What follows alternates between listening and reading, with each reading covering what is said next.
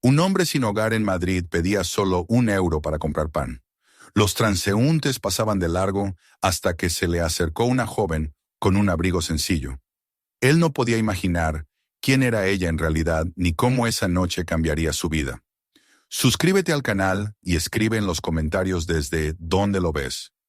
La noche caía con lentitud sobre Madrid mientras el tren avanzaba con ritmo constante desde Zaragoza. Afuera, la ventisca había dejado una capa tenue de escarcha sobre los campos y edificios que se desdibujaban más allá del cristal empañado. Dentro del vagón, el ambiente era cálido, con apenas unos pocos pasajeros somnolientos que viajaban en silencio. Leonor, sentada junto a la ventana, contemplaba el paisaje sin realmente mirarlo. Sus pensamientos iban y venían, dispersos, ocupados en cosas que no tenían que ver con los estudios ni con los informes de la Academia Militar. Aquella jornada había sido como tantas otras. Rígida, metódica, plena de exigencias, saludos formales y protocolos. Sin embargo, algo en su pecho la inquietaba esa noche. Un anhelo sutil, casi vergonzoso, crecía en ella. El deseo de perderse en la ciudad como cualquier otra joven de su edad, sin que la siguiera la sombra constante de la seguridad y el deber. El tren llegó a la estación con la suavidad de un suspiro. Leonor se levantó despacio, se ajustó la bufanda al cuello y bajó del vagón con paso firme. En la plataforma ya la esperaban 2 hombres de civil que formaban parte de su equipo de seguridad. Uno de ellos le extendió el móvil y le comunicó discretamente que el coche oficial estaba aparcado justo a la salida principal. Ella asintió sin prisa, como si todo estuviera en orden, pero al llegar al vestíbulo se detuvo de improviso. Miró a los hombres, luego a la salida. Una idea se había formado con claridad en su mente, y ya no deseaba ignorarla. «Quiero caminar un rato», dijo con voz serena, pero decidida. «No necesito el coche esta vez». Los 2 agentes intercambiaron miradas. Uno de ellos abrió la boca para hablar, pero ella lo detuvo con un gesto. «Solo unas calles. Lo necesito. No voy lejos, y si lo desean, pueden seguirme a distancia». Hubo un momento de vacilación, pero sabían que insistir podía ser contraproducente. Leonor tenía una manera de decir las cosas que, sin ser autoritaria, no admitía réplica. Así que asintieron con discreción y se mantuvieron a cierta distancia, sin interferir. Ya en la calle, Leonor se colocó una gorra de lana sobre el cabello, dejó el abrigo largo abotonado hasta el cuello y metió las manos en los bolsillos. Su figura no llamaba la atención. Parecía una estudiante cualquiera, una joven que regresaba tarde a casa después de un largo día.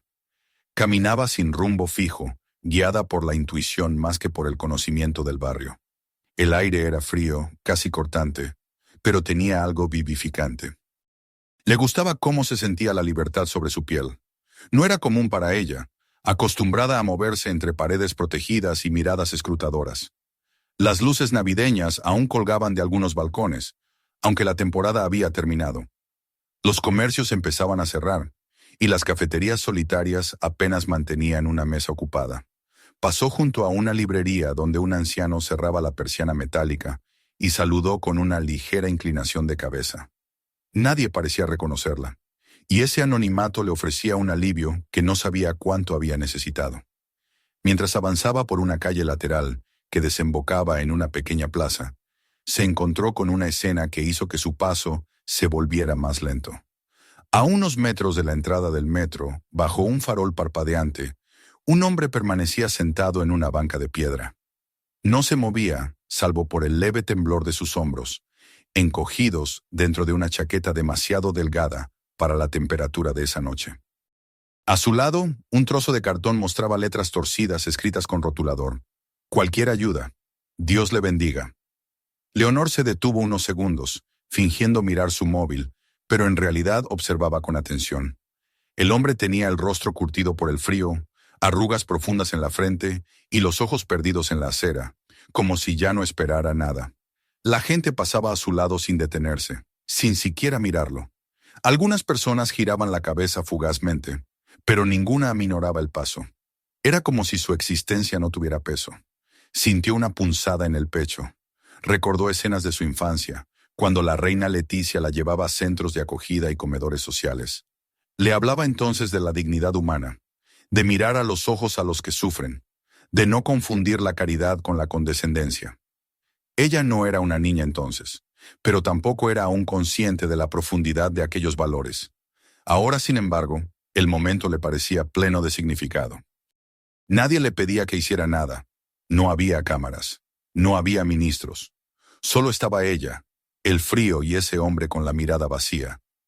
Sin pensarlo más, sacó la cartera que llevaba en el interior del abrigo. Revisó los billetes con rapidez y, en vez de quedarse con las monedas pequeñas, como muchos hacían, eligió 3 billetes grandes y los dobló con cuidado. Se acercó despacio. El hombre alzó la vista, desconfiado. Sus ojos estaban enrojecidos, pero aún mostraban algo de lucidez. Leonor se agachó levemente y extendió la mano. «Tome», murmuró. El hombre la miró sin comprender al principio. Luego miró el dinero y sus labios se entreabrieron, pero no salió ninguna palabra. Con dedos torpes lo tomó, como si temiera que fuera una ilusión, y murmuró apenas un «gracias» que se perdió en el aire. Ella ya se había dado la vuelta. Su corazón latía deprisa. El impulso la había tomado por sorpresa. Podía haber seguido caminando, sintiéndose satisfecha, pero algo la detuvo. No era suficiente. El dinero ayudaría por un día, quizás 2. Pero ¿y después? Giró sobre sus talones y localizó un pequeño café a la vuelta de la plaza. Entró. El aroma a café recién hecho, a pan tostado, le dio la bienvenida con calidez. Detrás del mostrador, una mujer de mediana edad levantó la mirada con una sonrisa amable. «¿Qué desea, señorita?» Leonor miró el menú un instante y pidió un café con leche, un caldo caliente si tenían, y varios bocadillos variados para llevar. La mujer asintió con curiosidad, notando quizás que la joven no era del todo común, pero sin hacer preguntas. Mientras esperaba, Leonor revisó el interior de su bolso hasta encontrar lo que buscaba. Un pequeño sobre blanco, de los que su madre acostumbraba tener a mano, con información de organizaciones de ayuda. Ella misma había guardado algunos por costumbre, sin saber si algún día los usaría. Dentro estaba la dirección de un centro de acogida, uno de los más serios y eficaces de la ciudad, con personal voluntario, médicos y asistentes sociales. Pagó, tomó la bolsa con la comida y el sobre y regresó con paso ligero. El hombre aún estaba allí, ahora con la cabeza apoyada en la mano, como si el frío ya no doliera, sino que lo fundiera con el banco. Leonor se agachó de nuevo, sin decir mucho. Le dejó la bolsa sobre las piernas y luego deslizó el sobre bajo su mano. «Ahí le pueden ayudar», dijo suavemente. Él la miró, pero ella ya se estaba incorporando. Esta vez no dijo nada. La dejó marchar en silencio, como si intuyera que preguntar era inútil. Leonor se alejó, sin mirar atrás, dejando que la oscuridad y el murmullo lejano de la ciudad la envolvieran de nuevo. Sus pasos eran firmes, su rostro tranquilo. En su pecho, sin embargo, algo palpitaba con intensidad, una mezcla de humildad, compasión y esperanza. No sabía si aquel hombre seguiría su consejo, si tomaría la oportunidad, pero sabía que había hecho lo que su conciencia le pedía. No más, pero tampoco menos. Y con eso, en esa noche de invierno, bajo las luces pálidas de un Madrid casi dormido, la princesa volvió a ser solo una ciudadana, un alma entre millones, que había elegido no apartar la mirada. El aire seguía siendo cortante cuando Leonor se alejó de la plaza. A cada paso, el murmullo de la ciudad la envolvía de nuevo. El zumbido de los coches, los pasos apresurados de quienes salían del metro, el siseo del viento entre los edificios. Sin embargo, en su interior reinaba un extraño silencio, como si su mundo se hubiera detenido unos minutos atrás, justo frente a aquella banca de piedra. No miró atrás. No era necesario. Sabía que el hombre seguía ahí, tal vez aún con el sobre entre las manos, preguntándose quién había sido ella y por qué lo había mirado de un modo que ya nadie miraba a los que caían. Su paso se hizo más lento. El recuerdo de su rostro, con la piel enrojecida por el frío, la mirada apagada y los labios resecos, no se apartaba de su mente. No era el primero que veía en esa situación. Madrid, como tantas capitales europeas, estaba llena de contradicciones. Riqueza y pobreza, lujo y abandono, esperanza y resignación compartiendo el mismo pavimento. Pero en aquel hombre había algo distinto. Tal vez fue la quietud con la que aceptó la ayuda, o la ausencia de rencor en su mirada, o tal vez fue simplemente el momento, el cruce fugaz entre dos mundos que raramente se tocan. Leonor siguió caminando, pero la calidez que había sentido al salir del café comenzaba a disiparse. Ya no tenía ganas de seguir explorando. Miró de reojo a los agentes que se mantenían discretamente a distancia. Uno de ellos le hizo un leve gesto con la cabeza, entendiendo sin palabras que la caminata había terminado. El coche no tardó en aparecer en la esquina. Subió sin hablar, se acomodó en el asiento trasero y cerró los ojos. Durante el trayecto de vuelta al palacio, no pronunció palabra. La ciudad pasaba veloz al otro lado del cristal, pero sus pensamientos se mantenían anclados en aquella plaza silenciosa. Mientras tanto, el hombre seguía sentado en la banca. Se llamaba Manuel. No lo recordaba siempre con claridad. Su memoria era como una fotografía marchita por el sol, los bordes borrosos, los colores desvaídos, pero su nombre estaba ahí, en alguna parte de sí mismo, resistiendo la niebla del olvido. En los días buenos, podía recordarlo sin esfuerzo. En los malos, tenía que repetirlo varias veces en voz baja hasta que volvía a sonar familiar. Aquella noche era una mezcla de ambos. Tenía frío, sí, pero estaba tan acostumbrado que ya no lo notaba como antes. Había noches peores, mucho peores. Aquella al menos no llovía. Agradeció el café caliente y el caldo más de lo que pudo decir. El pan aún conservaba algo de tibieza. Comió despacio con los dedos entumecidos, saboreando cada bocado como si fuera un festín. No recordaba cuándo había comido por última vez algo preparado con tanta atención. La mayoría de los días sobrevivía con lo que encontraba en los cubos de basura o con alguna lata donada en centros de caridad. Pero eso era distinto. Aquello no era una limosna, era un gesto cálido y sencillo que, sin saber cómo, lo había desarmado. Sostenía el sobre entre los dedos, sin abrirlo aún. Temía que fuera un espejismo, algo que al abrirse lo decepcionara. Tal vez era una dirección falsa. Tal vez la joven lo había hecho por lástima o, peor aún, por un impulso pasajero que al día siguiente olvidaría. Pero también había algo en su mirada, en la forma en que le habló, sin titubeos ni condescendencia, como si realmente creyera que él podía hacer algo con esa oportunidad, como si aún fuera un hombre. Manuel no durmió esa noche. Se quedó en la banca hasta que el metro volvió a abrir. No quería regresar a los portales donde a veces se refugiaba, ni al solar abandonado donde solía ocultarse de la policía municipal. Aquella noche era diferente. En su mente, la figura de la joven no dejaba de aparecer. Su voz tranquila, sus ojos firmes, el modo en que se alejó sin pedir nada. Eso le dolía más que cualquier bofetada de la vida, el silencio con el que se le dio algo que no sentía merecer. Al amanecer, cuando el cielo empezaba a tornarse de un gris pálido, Manuel abrió finalmente el sobre. Dentro encontró una hoja impresa con el nombre y la dirección de un centro de ayuda social, uno de los que él creía reservados para otros, para gente que aún tenía algo que ofrecer.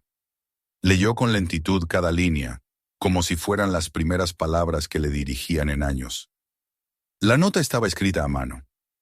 Dígales que lo envió la chica de la plaza. Ellos sabrán qué hacer. No había firma. Solo esas pocas palabras. Pero eran suficientes. Volvió a guardar el papel y lo sostuvo contra el pecho, debajo de la chaqueta. Algo se movía dentro de él, una pequeña vibración, tenue pero constante. Era miedo, sí, pero también esperanza. Una mezcla que no experimentaba desde hacía mucho tiempo. Se levantó con esfuerzo. Las piernas le dolían, las articulaciones protestaban, pero se puso de pie. Caminó hacia el metro y bajó por las escaleras lentamente. Ya no pensaba en el frío ni en la humedad de sus zapatos. Pensaba en que quizás, solo quizás, aquella noche no había sido una casualidad. Del otro lado de la ciudad, Leonor despertaba con la primera luz del día. Su habitación permanecía en penumbra. No había dormido mucho. Había soñado, pero los detalles se le escapaban, como si los hubiera dejado entre las sombras de la plaza. Se levantó sin llamar a sus asistentes, se sirvió un vaso de agua y se sentó frente a la ventana. Desde allí podía ver la silueta de Madrid despertar lentamente. Sintió una punzada de emoción que no era tristeza ni alegría, sino algo más profundo, más humano. Sabía que no volvería a ver al hombre. No lo esperaba, no lo deseaba. Solo quería creer que él, si tomaba el camino correcto, tendría una nueva oportunidad. Y con eso bastaba. Las horas pasaron. La ciudad retomó su ritmo. Manuel caminaba por las calles con el sobre en el bolsillo, el cuerpo dolorido pero la mirada más clara. No sabía qué le dirían en aquel centro, ni si lo aceptarían. Pero se dirigía hacia allá, paso a paso, como si cada uno de sus movimientos lo rescatara un poco del abismo al que se había resignado. Era la primera vez, en mucho tiempo, que caminaba con un destino. Y todo había comenzado con una mirada. Una mirada que le devolvió algo que creía perdido. La conciencia de que aún era digno de ser visto. Las puertas del metro se abrieron con un silbido suave, y Manuel subió con paso inseguro al vagón casi vacío. El vagón olía a metal frío y a detergente barato. Las luces fluorescentes parpadeaban levemente, lanzando reflejos pálidos sobre las superficies. Se sentó en un asiento junto a la ventana, aún apretando el sobre en la mano. A esa hora, pocos pasajeros ocupaban los bancos. Un joven con auriculares dormitaba frente a él, y una mujer mayor hojeaba una revista sin prestarle demasiada atención a su entorno. Nadie lo miraba. Era invisible, como siempre, pero esta vez no le dolía. Por primera vez en años, ese anonimato le ofrecía protección más que desprecio. Tenía un propósito, un lugar al que ir. Durante el trayecto repasó mentalmente las posibles conversaciones que podría tener. ¿Qué diría cuando llegara? ¿Cómo explicaría su situación? ¿Y si lo rechazaban? ¿Y si era demasiado tarde? El sobre parecía arderle entre los dedos. Había algo ceremonial en todo aquello, como si aquel papel fuera la llave de una puerta que él mismo se había cerrado hacía mucho tiempo. Apretó la mandíbula, respiró hondo y cerró los ojos. No podía retroceder. Había prometido, no con palabras, sino con el simple acto de levantarse esa mañana, que intentaría cambiar. El centro de ayuda estaba en una calle tranquila, apartada del bullicio comercial. El edificio, de fachada sencilla y limpia, tenía un cartel modesto. Fundación San Rafael, Centro de Acogida y Reintegración. La puerta era de cristal y metal, con una pequeña campana que sonó cuando Manuel la empujó. Adentro, el calor era inmediato y envolvente, contrastando con la helada que aún calaba en sus huesos. Un pasillo limpio y bien iluminado conducía a una pequeña recepción.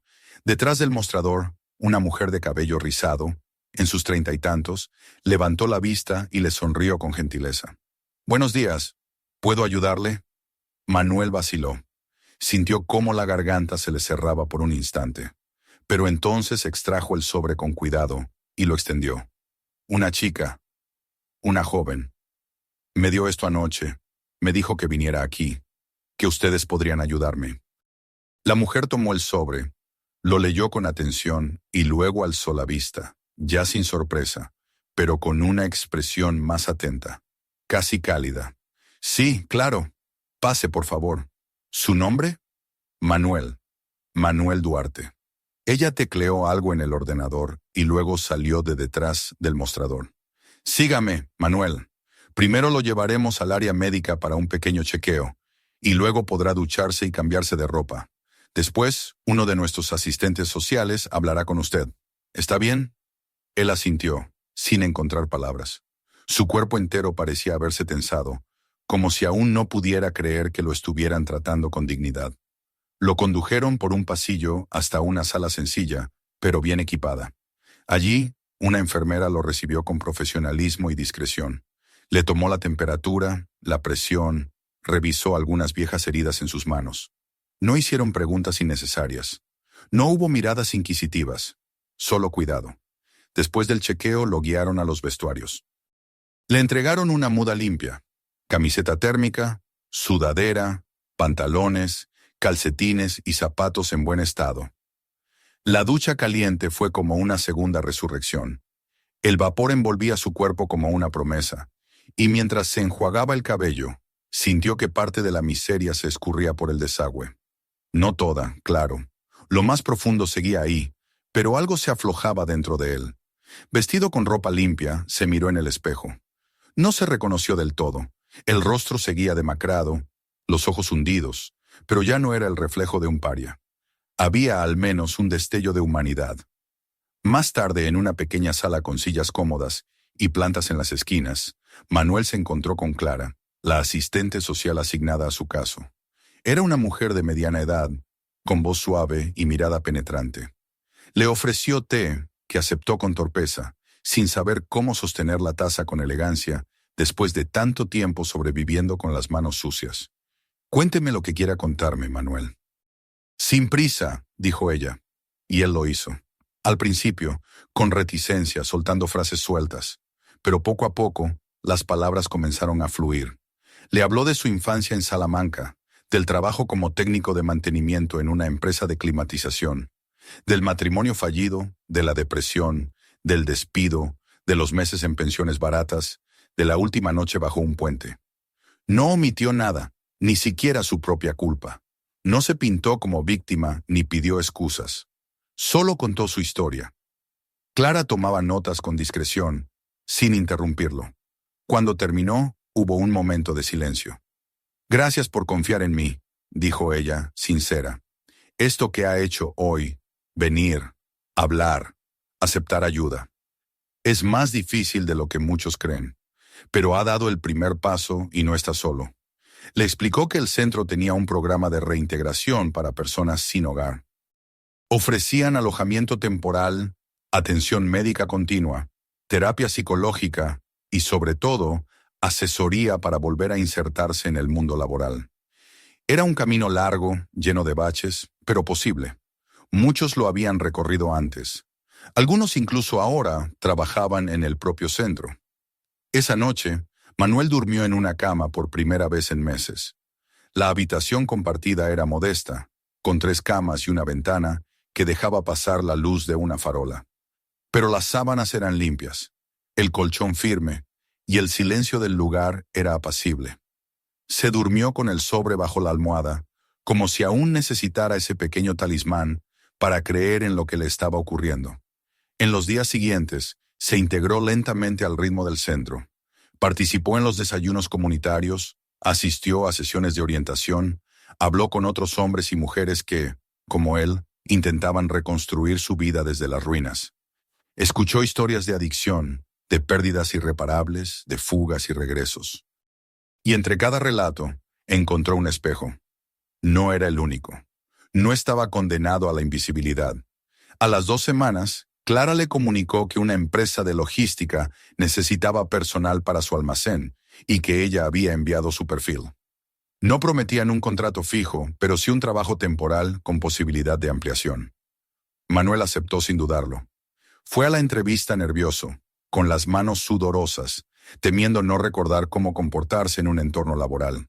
Pero fue honesto, directo, y los encargados valoraron su disposición.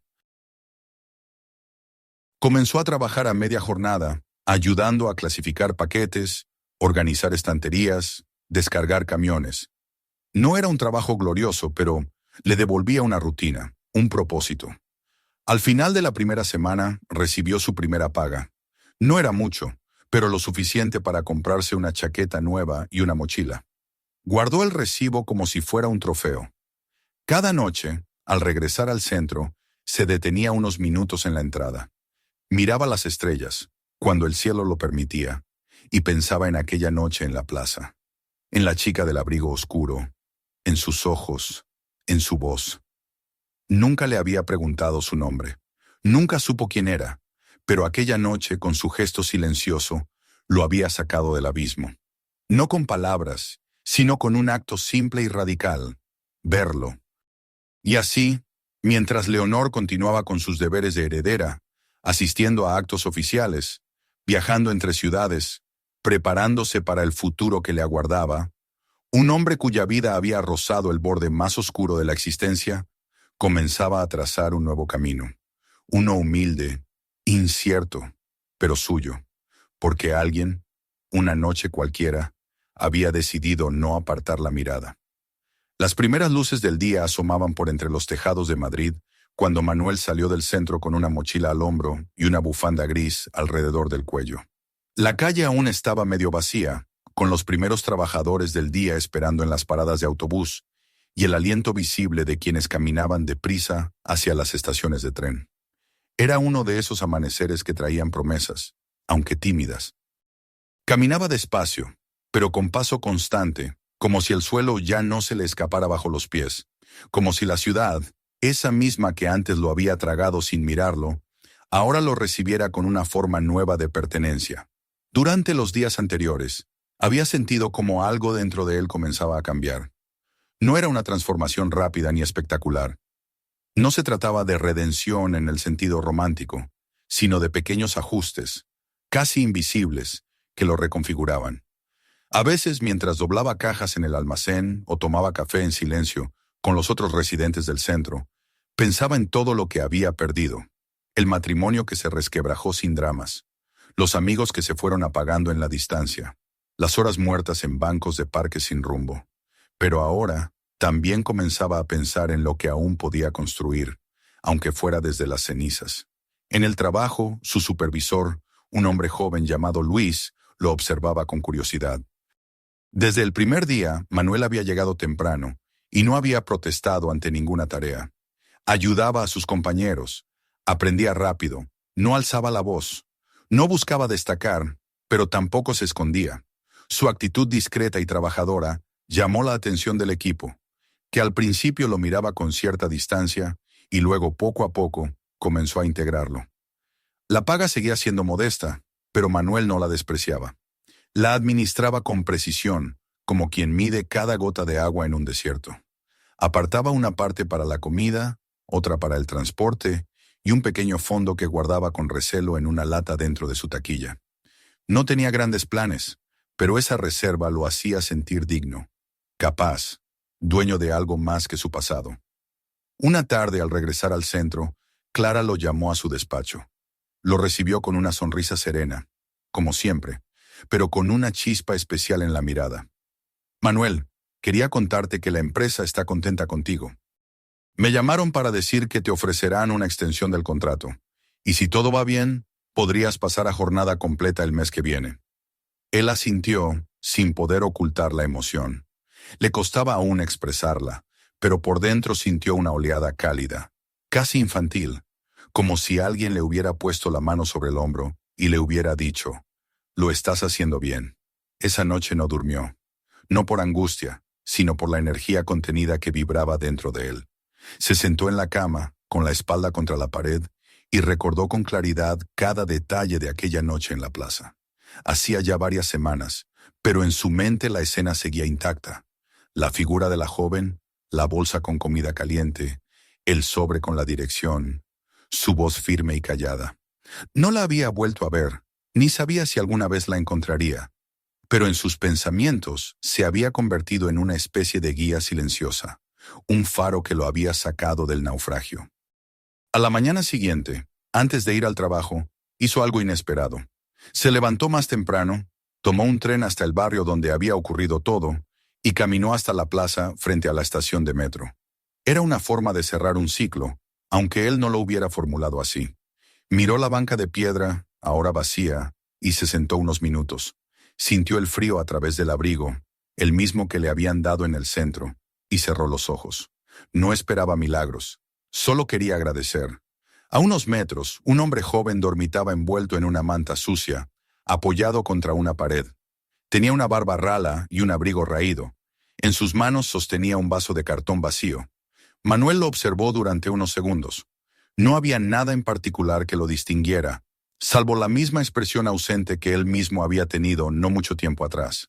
Se acercó despacio y se agachó frente a él. ¿Has comido algo hoy? El muchacho lo miró sin entender al principio. Luego negó con la cabeza, sin palabras. Manuel buscó en su mochila un paquete de galletas y un zumo. Lo dejó junto a él y luego, impulsado por algo más profundo, escribió en un papel la dirección del centro donde lo habían acogido. Se lo entregó con la misma naturalidad con que había recibido aquel sobre semanas atrás. «Diles que vas de parte de Manuel. Te van a ayudar. Créeme». El joven parpadeó, confundido, pero asintió. No preguntó más. Tal vez no lo haría. Tal vez olvidaría el papel, pero eso no le importaba. Lo que contaba era que había hecho lo que debía. Y en ese gesto, simple y sin testigos, sintió que algo se afirmaba en él. Esa semana, Manuel fue incluido en una sesión grupal con otros beneficiarios del programa. Era una reunión en la que cada uno compartía su avance y sus metas. Algunos hablaban con fluidez, otros apenas esbozaban frases. Cuando llegó su turno, Manuel se aclaró la garganta, incómodo, pero no quiso rehuir. Yo no sé muy bien cómo explicar lo que ha pasado en este tiempo, pero sé que antes no me miraba nadie, no existía, y alguien, una persona que no sé quién es ni por qué lo hizo, me miró, me vio como un ser humano. Eso cambió las cosas. Me hizo pensar que podía intentarlo una vez más. El grupo guardó silencio. No fue un aplauso lo que siguió, ni un gran discurso, pero sí una comprensión colectiva. Los gestos eran suficientes. Un asentimiento, una mano en el hombro. Todos habían estado allí. Todos sabían lo que significaba sentirse invisible y lo que implicaba volver a creer en uno mismo. Mientras tanto, en otro rincón de la ciudad, Leonor participaba de una ceremonia oficial en un museo. Llevaba un vestido sobrio, su cabello recogido con elegancia. Pronunció un breve discurso sobre la importancia del arte y la memoria histórica.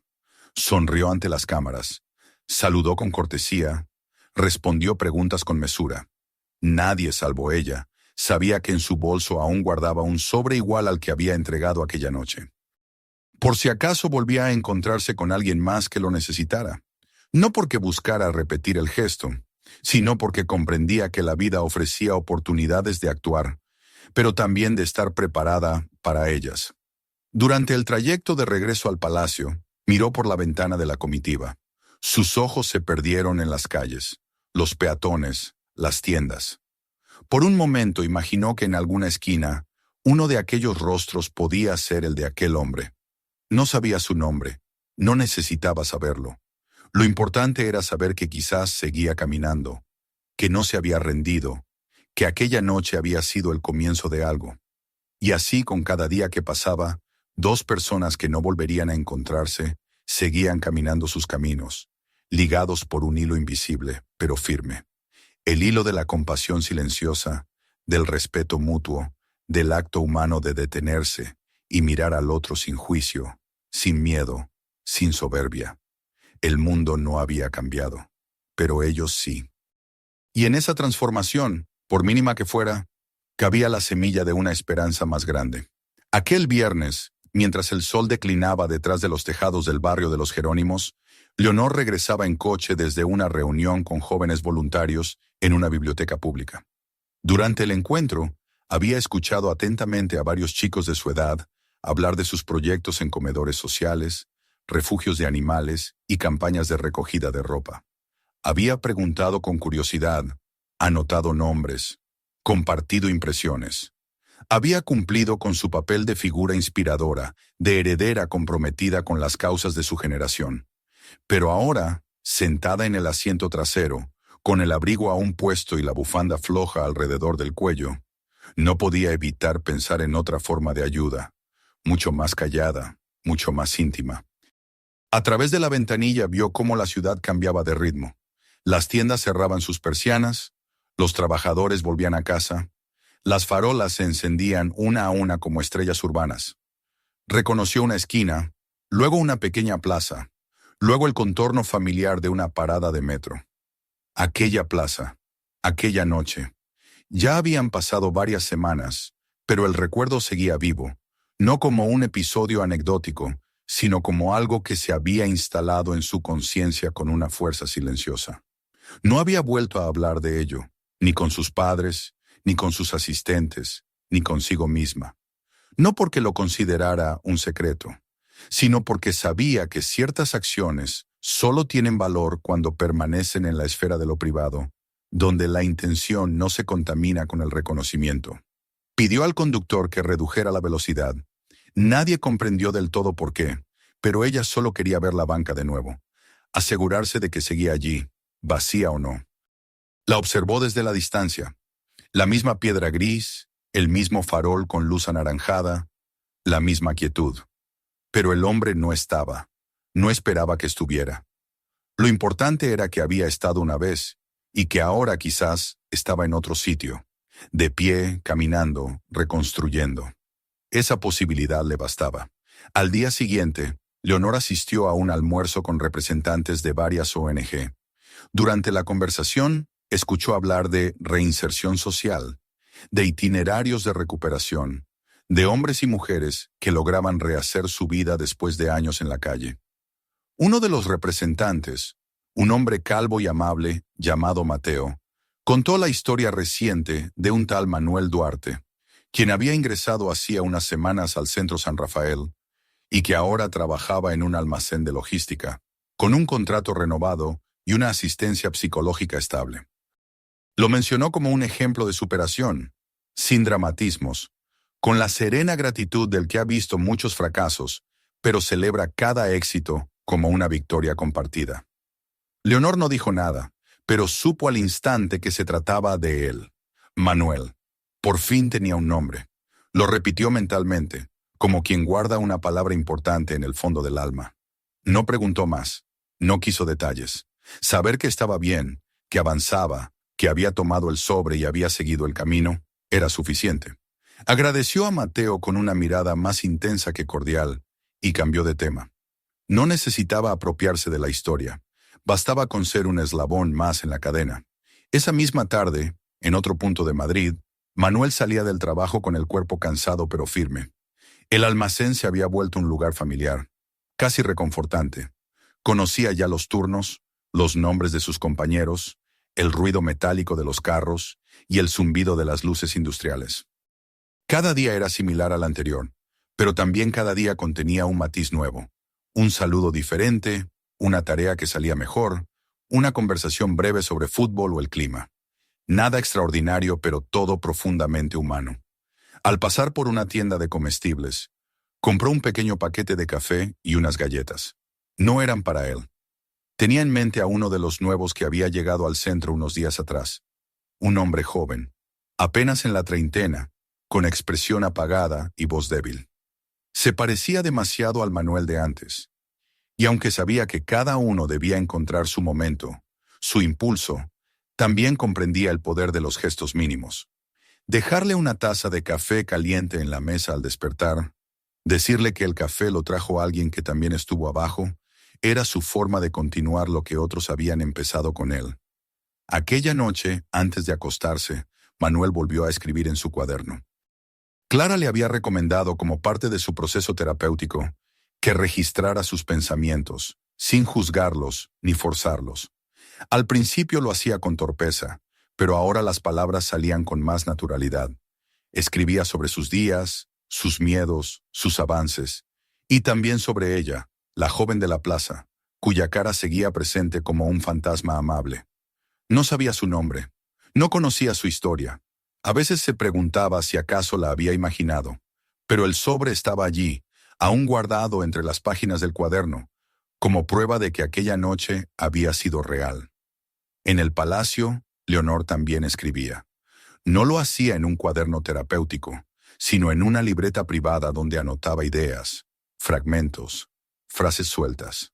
Allí escribió: una mirada puede cambiar una vida, pero también puede devolverle sentido a la tuya. Cerró el cuaderno con delicadeza y se quedó unos minutos en silencio. Desde su ventana se veía la ciudad iluminada, extendiéndose como un organismo palpitante. Pensó en todo lo que no se veía, en los invisibles, en los que dormían bajo plásticos, en los que luchaban por una ducha caliente, por un nombre pronunciado con respeto. Pensó en cuántos rostros como el de Manuel había cruzado sin detenerse antes. Y también pensó en cómo una sola vez puede bastar para no volver a ser igual. Días después, mientras caminaba por los jardines del palacio junto a su madre, Leonor habló brevemente del Centro San Rafael. No mencionó a Manuel ni su gesto en la plaza. Solo comentó que sería importante ampliar la financiación de lugares como ese, que la recuperación social no podía depender solo de buenas intenciones. La reina la miró con atención, percibiendo algo más en sus palabras, pero no preguntó. Había aprendido a leer los silencios de su hija, y entendía que algunos de ellos estaban hechos de madurez, recién adquirida. El invierno fue cediendo lentamente. Manuel consiguió renovar su contrato por 6 meses más y comenzó a buscar un pequeño cuarto de alquiler. Aún seguía en el centro, pero cada vez pasaba menos tiempo allí. No por rechazo, sino porque sentía que su vida volvía a expandirse, a tomar forma. Había días malos, sí, días en los que el pasado golpeaba con fuerza, en los que la vergüenza volvía a morder por dentro. Pero ahora sabía qué hacer con esos días. Sabía que no definían su valor. Una tarde, mientras doblaba cajas en el almacén, recibió la visita de Mateo. Traía buenas noticias. El centro lo había propuesto para un curso de formación técnica que podría abrirle nuevas oportunidades. Manuel aceptó sin dudar. Sabía que aún quedaba camino, pero ya no temía recorrerlo. En otra tarde distinta, en una sala de espera del Palacio Real, Leonor se preparaba para recibir a un grupo de jóvenes que habían superado condiciones difíciles, enfermedades, pobreza, exclusión. Les hablaría no como una figura institucional, sino como alguien que había aprendido, en silencio, que el liderazgo no se ejerce solo desde el trono, sino desde la capacidad de mirar al otro con humanidad. Mientras se ajustaba los puños de su blusa blanca frente al espejo, recordó de nuevo aquella noche. No con nostalgia, sino con gratitud. Sabía que su papel como princesa implicaba decisiones complejas, discursos cuidados, ceremonias exactas. Pero también sabía que ninguna corona tendría sentido si no podía inclinarse de vez en cuando para ayudar a levantar a alguien. No por compasión altiva, sino por la conciencia de que todos, en algún momento, podemos ser vulnerables. Y así, mientras el sol se ponía sobre Madrid una vez más, 2 personas seguían sus caminos. Una, con uniforme de trabajo y manos endurecidas, pero con la frente en alto. Otra, con protocolo y deberes, pero con el corazón firme. Unidas para siempre, aunque sin nombre ni rostro, por un acto invisible que no pidió nada a cambio. Porque en ese silencio había dignidad, y en esa dignidad, una forma secreta y profunda de amor por el mundo. No olvides suscribirte al canal, ver los próximos videos y compartir este con quien creas que lo necesita.